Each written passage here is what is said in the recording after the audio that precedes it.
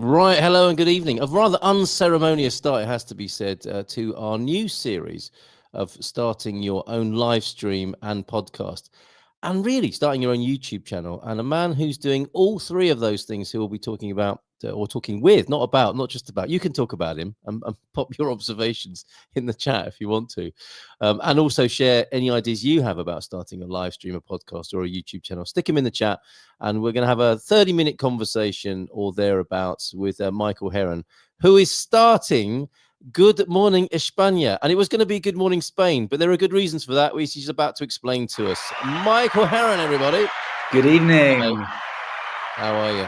I'm really good, mate. Thank you. How are you? Well, I should call you teacher or professor, shouldn't I? Professor will be great. Yeah, well, this is what we're doing tonight. Look, there's you and me on the screen. Isn't that lovely? Start your live streaming podcast with Coleman's. And really, what's not in that title is starting a YouTube channel. Now, I think you've got as far as doing that. You've got a great idea. Shall we unpack and process that? Because I think you've had a little bit of not a crisis of confidence exactly, but in being here and doing this, which I thoroughly recommend, just getting on with it and learning by doing. You've seen things about the lighting, you've seen things about monitoring, and things have come up that we can just deal with and process as you get towards your goal of launching your channel good and proper. Absolutely. And I think aside from all the production elements to it, the biggest challenge for me is going to be the difference between being a guest on a show and talking to camera when there's nobody else there, because the tone of your voice and everything, it's such a difficult skill to do, which you're so amazing at. So there's a lot for me to learn, but I'm so happy to be here, mate. I'm really excited. I am as well. I am. Yeah. And you and I met, I think, probably 6 years ago in just south of the capital. That's right. And that was when we went out for lunch and you spoke Portuguese to the waiter, and we had fantastic grilled fish, and it was just a lovely moment of meeting someone who I could chat with and was inspired by in Portugal. And here we are now, having done all sorts of things together. We were on that startup Lisboa thing together, weren't we? Where you were a teacher in that instance, teaching about Portuguese culture. I don't know how that came about, but you were amazing. You were amazing doing that. Oh, so you're a natural teacher and communicator. So that's a really great start. And then you, of course, joined me on Good Morning Portugal as a regular contributor, and a few niche moments commenting on the World Cup. But really, I think it was really a shared love of Portugal that was the mainstay of our relationship on Good Morning Portugal. And now that's shifted from Good Morning Portugal to Good Morning Spain, and you're up for doing that.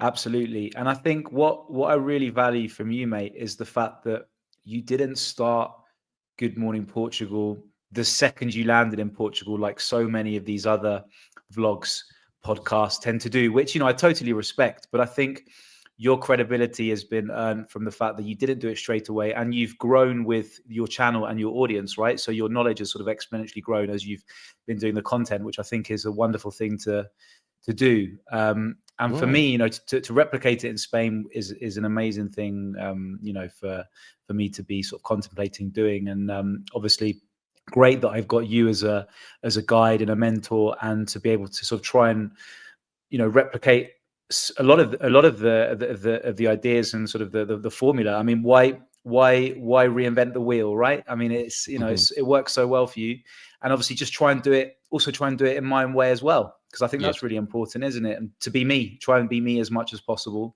Yeah. And like you said, accept the fact I'm going to make mistakes. The first God knows how many shows are going to be rubbish, and that's absolutely fine. Yeah, no, they will be. Will be. And I've got no kind of like hang-ups about that at all. And I feel like, in a way, even though I've lived in Spain and Madrid before, it's been 10 years. So I do feel like a newly arrived immigrant in some ways, because the country and the city has changed so much. So that's exciting as well. And it kind of gives me an opportunity to force me in a way to re-educate myself, which I think is great. All right, very good, very good. Okay, so tell us about your aspirations, and for anyone who's watching, who's here to start your own live stream podcast and YouTube channel, or hybrid, a mixture of the above. Put your questions into the chat as well. Lesson 1, says Mike. Mike in Miranda de Corvo, don't do back-to-back live streams. That is, yes, that is very good advice. Thank you. But that probably won't stop me. It's because we've just done Munson and the Geezer. And I think for me, there's 2 things about that. One is I love doing it, and that's why I think I do so many, and that's why it's kind of been a little bit easier to grow this, and because it's my passion. But there's also a pitfall in that, and I think Mike makes a good point about that. And I've the opposite. This will be something I'm sure we'll talk about, Michael, is how procrastination, or podcrastination, as I used to call it when I was just teaching about podcasting specifically. But there seem to be 2 things that can afflict this situation. One is procrastination, and the other is proliferation. And I suffer from the second. I probably do too many live streams. And I remember it was Josh from Expats Everywhere who said to me when I was discussing with him, I mean, he runs a really successful channel. He might come and talk to us about that one day. Oh, great. But he said, sometimes, Carl, less is more. And I knew what he meant, but I just can't stop it. So I've had to make something of not being able to stop doing and producing so much. So I'm running with that. But we'll come back to that distinction between proliferators and procrastinators. I'm not sure which of those 2 you'll be in. But tell me and tell people more about what your idea is, if you don't mind. I definitely get a sense of the passion and positioning, and it suits your new life. But give us furnish the idea a little bit for us, for everybody here, about what you intend to do. I mean, mate, to be honest, the main, by the way, thank you very much, Solo Life, for that comment. That's really nice of you. For me, it's more about just giving me a structure.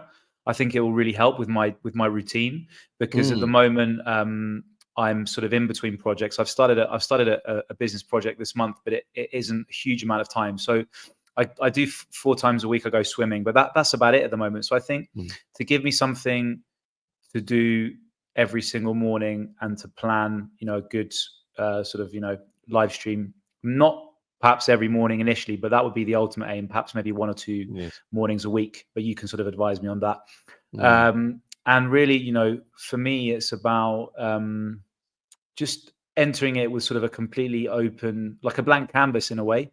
I've got no idea what it's going to be, but I know that if I can get, like you've done, if I can get interesting people on as well to collaborate, and I keep up to date with what's happening in the news and things that I think will be interesting. But I think what you've done very well, Kyle, is you've been yourself, and you've done it in the way that you've wanted to do it, and then you've attracted your audience based on that, and it's a very loyal audience. And I think that's worked really well for you. You haven't tried, like you were saying the other day about not ever doing clickbait or anything like that.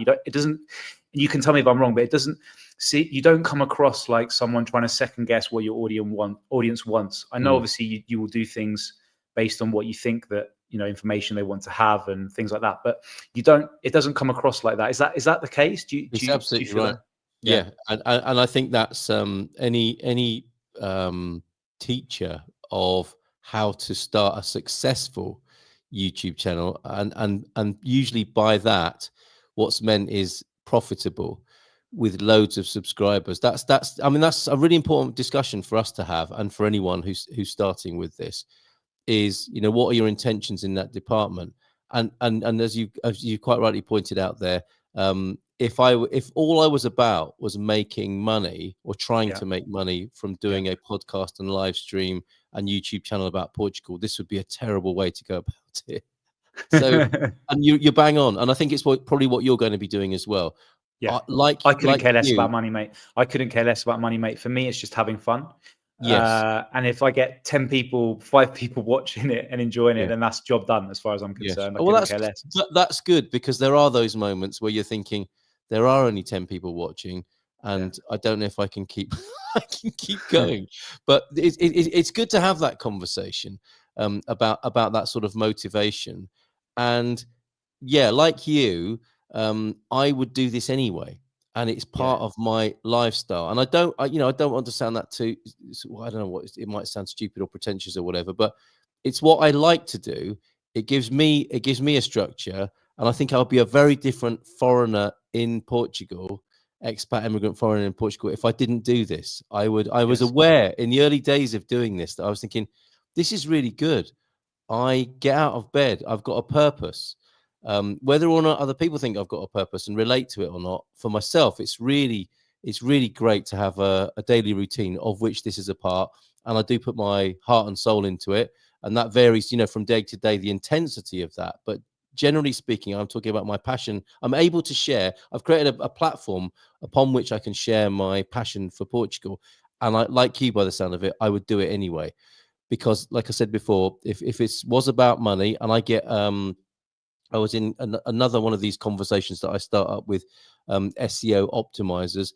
Sir, your channel, you make very good content, but you are not getting the views you deserve. Because your hashtags and your titles are terrible. Let me help you with that. And I'm like, as much as I'm a tiny bit tempted, I resist that. I don't want to have inorganic, cheat, hacked, or false growth. And I understand, you know, those guys got to make a living as well, and that's what they do. They kind of cold call and spam people with these messages, and they've got to make a living. But that's not where I'm coming from, and I'm curious about that, because I might do some of those things for myself if I knew what they were, to broaden this to a bigger audience, so that more people who might like the passion for Portugal could enjoy it. But it's definitely not a leading influence or idea. So that's the same for you then. You're going to be doing this anyway, and it's going to be part of your daily or weekly routine. Yes, and I also feel like I have to be true to myself and honest about it, because I think when I started appearing on your show, it was very easy because I was just a guest. I didn't really have to do any work. And also I had a genuine passion for Portugal, which I still do. Obviously I have a genuine passion for Spain. Otherwise I wouldn't be starting to do this, but it would be unfair for me to say that my passion for Spain is the same, because I've only been back here a few months. I don't know what's going to happen in the future. I don't know how long I'm going to be here. I think I will be here for, you know, who knows, you know, for quite some time, hopefully. But you know, it'd be unfair for me to behave in the same way that I did when I was on your show, because when we started it, I'd already been in Portugal for 5-6 years. So you were my go-to guy. It was a genuine passion, right? No, but it was amazing with you, because I think when we'd met, you'd been in Portugal for about a year. And you were doing that one net business with Mike, weren't you? And you were sort of gearing up for you were sort of already beyond the point of deciding whether you were going to stay or not. And I remember you telling me that you'd been thinking about Portugal for a number of years before anyway. So you were very serious about it. And I remember in the beginning when you started it, you weren't thinking about money. You weren't thinking about it being a full-time thing. You thought maybe, you know, if it works, it could be. And I think that's why it's worked so well for you. So well, that's how it remains. In all honesty, that's how it remains. You know, I will do it anyway. And I am constantly figuring out ways in which it can monetize and pay something, create wealth without ruining the essential idea, and that has me turning up without being like Krusty the Clown. You know that you know the Krusty the Clown. You know, anyone who does a job where it's like, you know, I don't. There have been times when I felt like that because of some decisions I've made. And they've been my own decisions. And it's like you only find that out by making those decisions, and then you kind of adapt. But that's the sort of biting point, if you like. Yes, of course, I'd love this to be successful, financially beneficial. But there's a really interesting equation with that, to not do things just to make it monetize and highly profitable, because that would kill the essential spark that I think both you and I are talking about with this. And that's not to say that's how everybody should do it. I think we're just agreeing that that's how both of us are doing it. And good luck to anybody who does come to Portugal, for example, wants to start a YouTube channel and puts everything into it to make a lot of money. I mean, fair play to you if you're doing that. And maybe you'll come and talk to us about that on one of these occasions. Bob and Viv are with us, Michael, and we will, as well as the overwhelming ideas here. We will talk about some technicals as well, and we'll answer any questions you've got for anyone who's interested in doing this. So pop them into the chat. I'm interested in this possibilities, and I know Bob and I, you and I have talked about this, Bob. I began the year with a video a day for 70 days. That's a really good way of getting into the discipline of doing things, but getting them posted was an issue, and a failed heating system took over my time and attention there. If you are doing it for money, it can be very draining, sis. But yeah, and we do see this people's their kind of passion or their soul draining out of their being when it's all about the money. But that's in any area of life, isn't it? We know at least 5 couples who survive off YouTube income and advertising, and it's a lot of pressure to keep the content up. And I wouldn't want to be in that position. My missus, she does an astrology channel, and she faces these very same issues and questions, and she's much more rigorous in designing content that will get to people, but she'll never do it just to make the money. And I think anyone who's found themselves in that position, it just becomes a job, doesn't it? I found out I needed 50 subscribers for a live stream. That's a real milestone. It's an important one, which should have simplified things for a non-techie. So where are you with that now, Bob? It'd be interesting to know if you're gonna you could use this club as a way of reinvigorating yourself, and we can do this together. So Michael, we've kind of established there, haven't we, the our motivations and our positioning on this. And so tell us where you are sort of technically, practically. You started your own YouTube channel. How easy was that? That was very straightforward. Just simply created it on the platform, created I started by creating a Gmail email address with the handle Good Morning España. The Good Morning España spelt with a soft accent on the end, but I've discovered it doesn't allow you to do that on the YouTube URL. So I just spelt it without not like the Portuguese with the NH, but just with the N. The reason I did that is that Good Morning Spain already exists. So I didn't want to just copy it. I mean, Good Morning España might exist. Who knows? There's millions of YouTube channels, right? So I think it's almost impossible to come up with a unique name. But that's as far as I've got. You were very helpful in allowing me to post that first video that you kindly edited for me and did the thumbnail and all of that. So that was great. It was great to see how easy it is to upload the thumbnail with the video, and then just bang, and you're away. I haven't really shared it with anyone yet. I've shared it with a couple of family members. I think I'm up to like 5 subscribers now. Wow, but I haven't really made any sort of effort to push it yet, because I kind of wanted to start that journey here with you. And just start to learn from scratch, basically, because I've never done this before. I haven't got a clue what I'm doing. So we see if we can get you into double figures tonight. Come on, everybody. You know what to do. Please subscribe. Get over to Good Morning España, and let's get Michael into double digits here. And that's an interesting point. I don't know if that's still the case, Bob, because that's a real. If your game plan is to do a live stream in the morning, and you do need 50 subscribers, we've got some work to do, haven't we, to make that happen? So is that still the case, Bob? Can you confirm or deny that as something that needs to be done before Michael can start live streaming? And if not before that, you'll have to record and upload. But we'll work on that together and see what we can do about that. But everybody who's watching this now, and everybody who sees this in the future, please go over to Good Morning España and give Michael a sub on there, if you will. And clearly, you have enough kit to be talking to me now, and this will be the mainstay of your broadcasting equipment, will it?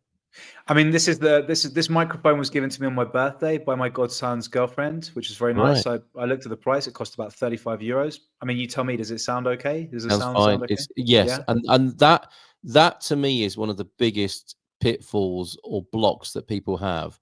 That all the gear but no idea. Like people, like the easiest thing to do is to spend a load of money on kit. I don't want to do that. And all you need is a smartphone, really, to have a YouTube channel. It's great to have some decent kit, but most people don't need to spend as much as they probably want to or do, and it's not necessary to make that like a blockage in the process. Like, I'm not going to start until I can afford that. There's no need for that delay in the proceedings. So I think you've got what you need to get started. What's your setup like, Carl? If I can just sort of dive in and ask you, because at the moment I'm just using a laptop. I don't have a separate webcam. I noticed on the stream that we did last week that the camera was very jumpy, but that might have been my internet connection. I'm in the living room where the Wi-Fi is a bit better now. But maybe you could just talk me through what you have and Yeah, whether for I sure. need to start off with what I need. Because I agree with you, mate. I think a lot of people do fall into that trap of thinking they have to have all the infrastructure. Yes. Whereas I think until you know you're going to take it seriously, there's no point in spending money, right? So I'd rather just I agree. wing it for now. And you And don't if need it's to. good, Yeah, you really yeah, don't good, need to. good, That's the good. thing. I'll tell you what I'll do as well. In our Portugal club, a GMP VIP, I have already written a course on. It's based on starting a podcast, but a lot of the philosophy, if you like, and the inspirational sort of personal development side is exactly the same. And I will expand it to make it more appropriate for live streaming, YouTubing, and a podcast as well. But for those of you who are Portugal Club members, that's where you can find it. And what I'll do is, because given that you've asked me that question about the setup, what I'll do is I'll describe it now in words, and this in its own way will be a production hack, and I'll tell you why in just a minute. So if I tell you what I'm looking at, because obviously you're seeing me and not what I'm dealing with in front of me, but I've got a 300 euro desktop PC, okay, which was secondhand. It was from a great company locally in Caldas da Rainha, who sell quite a good spec reconditioned PC. So that's been my that's my processing, the IT side of things. And into that, because I do like a little bit of gear, that came out wrong, didn't it? Equipment. That's not a bit of gear is not part of my broadcasting setup.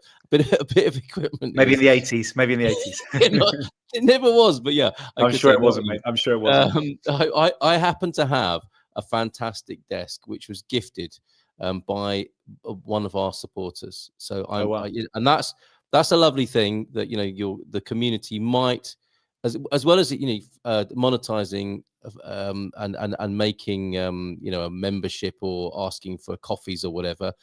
If people like what you do, you might get into a position where people are happy to support you. That's like a sound mixing desk where you that can is my control Rodecaster Pro. You can add all the sound effects and do all that kind of stuff, right? Okay, that's right. So if I give you a round of applause or give you some of that, but that's over. You don't need that to get started. Okay. It's just I've been doing this for a little while, and it makes So presumably, Carl, if I've mixed music before, I know it's different, but it must be quite similar, because just like you'd have samples preloaded to press a button. The same thing with what you're doing. Well, there is a convergence with this technology now. This doesn't look unlike a DJ mix. So I've got no crossfade. I've no need for a crossfade. Yeah, but what I've got is a four mics available to me, which is complete overkill at the moment because I only need one. I'm speaking to you on one mic channel.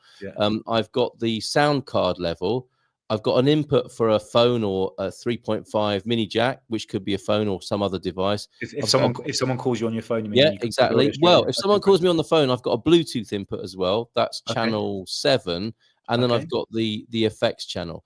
And that is something you can look forward to rather than something you need to get started. So for what we're doing right now, it is overkill, but it is lovely. It's a nice experience to have. And from the Rodecaster Pro, I've got these a couple. Well, this isn't a pod mic, but in the other part of the studio here, where Mrs. M and I do our midday show, we've got a couple of Rode pod mics which go beautifully. Makes it a lot easier to put Rode pod mics into a Rode desk, so they're all optimized to do that. And I love that combination: the Rode pod mic and the Rodecaster Pro, which is getting on a bit now. They've superseded it. But that's my sound setup, if you like. And out of the desk, of course, you've got monitoring inputs and you've got 4 headphone outs. So I can listen to myself on my signature headphones, which are these Bayer ones that you'll see in the radio industry. And I never had headphones as good as this until I was doing it for a little while. So, and these are my, I would make this the most important thing for me now is the headphones, because I love these headphones. Rode, as in RODE, and you'll see the connection to this in the classroom there, Bob. I really do need to look at the school program, Carl. School is still a bit of a challenge because I haven't spent enough time or effort to learn. It's not as difficult as it might appear, Bob, but let's talk off air about that. Can I borrow money to buy a smartphone? I'll pay in a couple of decades. So JMC is struggling to even get a smartphone together. If you're serious, JMC, I imagine there's somebody in the GMP community. If you've got an idea that's powerful enough, who will give you an old smartphone or lend you an old smartphone to get podcasting at the I've very least. probably got somewhere that I can Exactly, give. yeah, and that really is all you need. Yeah. And so that's my sound and IT setup. And the reason why I said it was a hack, and to think of everything in terms of it's all content. This is something, a standing joke that me and Mrs. M have, is like, oh, hold on a minute. If I'm doing something, it could be content. And our lives in Portugal are sort of all potentially content. And that's probably how you'll think when you're beginning to think about content and programming for your show. It's like, oh, I'm going somewhere. I'll take some photographs or I'll take some video so I can spin that in when I'm doing my show. Yeah. But what I'll do now is I will take that segment out of the conversation we're just having, and I'll use that as an audio track, and then I'll edit in video of all the things I've just talked about. So I don't have to do it again, you know, and it's very quick then. And as Pete is saying, StreamYard. Yeah, I was going to ask you what was the reason behind it? I mean, I've loved it as a guest, but as a host, what is it about the platform that you like so much? Well, I don't know. I haven't got anything to compare it with apart from Zoom, and I despise Zoom. I find it it's not a live streaming platform, although you can. That's what I started with actually with Good Morning Portugal, was Zoom going out to Facebook, I think, and then to YouTube. There are several of these live streaming platforms, and I used something called Get Vocal for a little while, and then suddenly StreamYard seemed to own the space or be a leader in it, and I've stuck with them, and they've innovated and they've brought some really great stuff out. Certainly in the last year. Is it free, or do you have to pay? There is a free level of it, and there's a link to the free level of it if you want to do that in the show notes. Thanks for that, Pete. Pete knows about Rode there. I think they're an Aussie company. So yeah, StreamYard I'd recommend, but only because if you ask me questions about it, I know what I do in StreamYard. Yeah. But I imagine the other ones are very similar. If you use a Mac, this is really helpful, Pete. Thank you. If you use a Mac, if you're an Apple user, Ecamm Live is good. And you also say you do lessons in live streaming, but there are some amazing programs, as you mentioned, there, Ecamm Live, that means you can stream it simultaneously on all the major platforms and have some great effects that you don't get with StreamYard. Okay.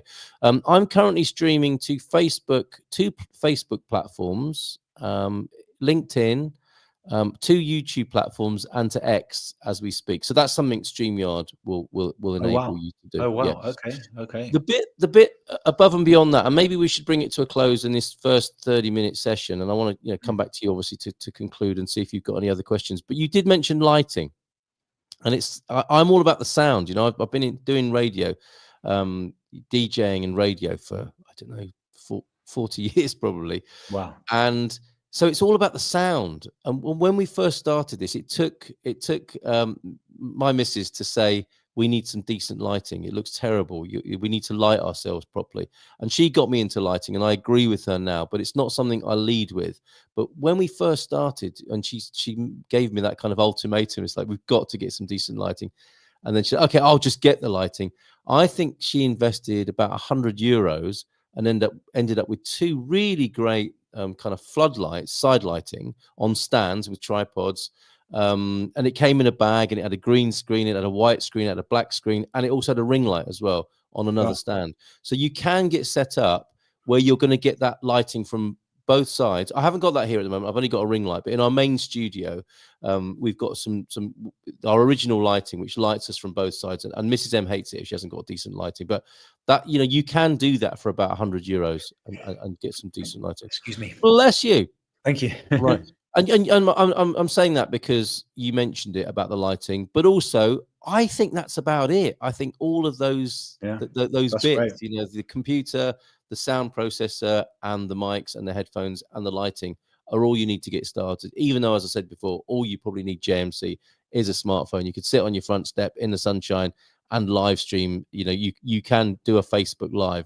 It's an easy way to get started, and that is it. And that's why thank God.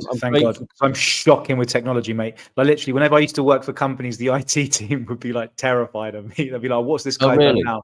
Yeah, but you're a DJ. You've used some DJ tech in the past, haven't you? I don't think you're afraid of it, are you? No, I'm not afraid of it. It's weird. I think once I'm familiar with something, then I become a bit of a geek about it. And when I become a bit of a geek about it, then I'm really into it. So it's fine. We're gonna have some fun with that. Yeah. And I'm very comfortable at a certain level. So whenever I've been DJing, I've never mixed you know, four tracks. I've always just used 2 decks, but Yes, yeah. I've got it to a level where I feel very comfortable with it and I like it. So I think it'll probably be it'll be similar with this, that once I've got a handle. And I think the reason I'm keen to use StreamYard is because if I'm going to have guests, because I've used it so much as a guest, then I feel like I'd be comfortable to help people navigate that. Although I wouldn't imagine people have many issues, but you've got some people that might struggle to understand how to use it. But I think it's pretty straightforward, right? So great. Okay. My final message, and what's great about how you're going about this, I think, is to get started. As much as the number one lesson appeared to be earlier on, don't do back-to-back live streams. I think the first lesson is get started. Yeah. And for the procrastinators, that's an awkward and difficult situation. Not so much for the proliferators, but then the proliferator has a terrible problem later on, which is focus, and that is clearly my challenge and problem is doing too many things, and perhaps none of them especially well. But that would be my first suggestion, is to get started, and then obviously the second suggestion is to keep going. And I think technology can be dealt with, and other aspects of this whole business can be dealt with and processed. But if you don't get started and you don't keep going, that really is all there is to it. It's like anything in life, isn't it? You do have to make a start, and you do have to keep showing up. And that's what, I mean, this is what musicians will say, won't they? It took me 20 years to have an overnight success. People don't realize when people become massively famous that they were massively unfamous for ages and ages. Totally. And the amount of music that they'll have, like they do their first album, it could be 20 years of material, right? Yes. But that's what I really like about hearing someone like Dave Grohl talk about Foo Fighters, because he said that because he'd made so much money with Nirvana, they could just make whatever music they wanted to. They never had to adhere to a label. And I think it's similar with, not that this is ever anywhere near the level of Dave Grohl, never will be, but you know what I mean? Like, I think we're not saying that, are we? No, no, definitely not. But doing something or anything for you because you love doing it, and then if your audience like it, they'll join you. I think that's a much better way to approach it than try to sort of guess what people want to see. Because if people want to see me, that's great. If they don't, no problem. I mean, hopefully I'm unoffensive and people will enjoy it if that's what they're interested in. But equally, you'll find out, mate. I'm not expecting. Yeah, exactly. Don't worry, you're about to go on YouTube. Someone's going to find you offensive. Yeah, exactly. 100%. Well, and I said it to my mate Rich when we did the football podcast a few years ago with you, and he got a couple of people complaining about him. I said, mate, we've got trolls. We've made it. Like, this is a great start. So I think having trolls is a good thing. It's true. And I as much as I agree with you about, the passion for it is the main thing, and you and I are definitely united in that. I think the Portuguese does the same, and I know he might join us in the after session. But even if you have a passion, if you don't show up and don't keep going, that passion will not be shared with people. And I think we've got Mike agreeing with that. I agree 100% about doing it, because even if you have a passion, there's something about our egos, isn't there? And our I don't know how you would describe it, but I would talk about it as my sort of enemy within, who might say, you know what, I don't really feel like it today, or this isn't going very well, and what that guy said the other day really upset me. I don't think I want to do it anymore. And that inner critic, sort of that inner negative voice, needs to be overcome. It needs to be dealt with just by showing up and sort of rinsing and repeating. I love that about you, mate. And it was very, very rare. But I remember 1 or 2 times when I used to do it regularly once a month with you, I could tell when you're a bit grumpy, which is totally understandable because doing it every morning is such a big commitment. And we'd have a bit of a joke about it. Someone said, "What's upset this bloke today?" I was like, "What's the matter with you today, mate?" And I think that's great because you're being yourself, and I can tell people, because I've known Carl for years and I've spent a lot of time with him off air. I can tell you that Carl is what you see on screen. Obviously, no one's exactly the same, but he is the closest that you could imagine someone to be off air as he is when he's on the show, which is great. So that's why I've got so much respect for you, mate. And I think that's going to be my challenge is going to be to try and be me and not try and be somebody else, because I think it's going to get me more views, because to be honest, and finally, you've done a great thing. You've set yourself up to show up, haven't you? Now you said you're going to do it. That's a kind of it becomes an accountability thing. It helps with the procrastination for sure. Definitely. Would you say you're more of a procrastinator than a proliferator? 100%, mate. But the thing is, because I know that, because I know that, then it's all good. So I started swimming 2 months ago, and I swim 4 days a week now. And the only reason that I swim 4 days a week and commit to it is because there's an app. I can give a plug for Madrid now. There's an app called Móvil Madrid, which means Mobile Madrid in Spanish. And basically there's a load of sports clubs which are registered to it, which are all paid by each local Madrid sort of community council, if you will. And for 29 euros a month, I can swim in any of them for an hour a day. And I have to book, around 24 to 48 hours in advance to get my, lane to swim for an hour. And because of that commitment to having to book before and swim enough times so it justifies a monthly payment, I do it. I haven't missed one session yet. So I think with this, if I start doing a couple of shows or a couple of podcasts a week, if I schedule it in and then advertise it, then I have to show up, right? Otherwise, who's this idiot? Right, so I think that will help me. I think I'm definitely a procrastinator, mate. But because I know that I work around to make sure that you're onto yourself. Yeah. Self-talk is a wonderful thing. And you're part of this, the kind of how-to. You're making yourself, you're setting up further. I'm so lucky, mate. I've got you to help me. I mean, this is wonderful. And like already so many kind people in the comments have already said that they that's right, subscribe, which is so nice. Thank you so much, by the way. Thank you so much to everyone who has said they're going to subscribe. And look, Bob, we've got a commitment from Bob as well that if the boiler begins heating this week, I'll get back to it. The posting and focus should have it together Wednesday or Thursday. Well, I hope so, Bob, and we're here to help you as well. So let's all help each other with that. Great first session. So we'll see you again in a month's time on the second Monday of March. And in the meantime, you and I will work on and develop the resources behind the scenes. And if you've got another 20 minutes, Michael, to hang out with us behind the scenes on that, or stay on this link now, and we'll just end the stream now. And I'm going to just do a shameless plug, I think, for the party that's coming up this weekend.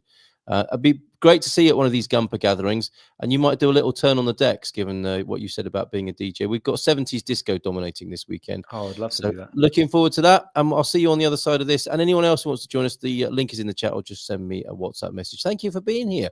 Bye for now, and we'll see you next time. Ciao, ciao.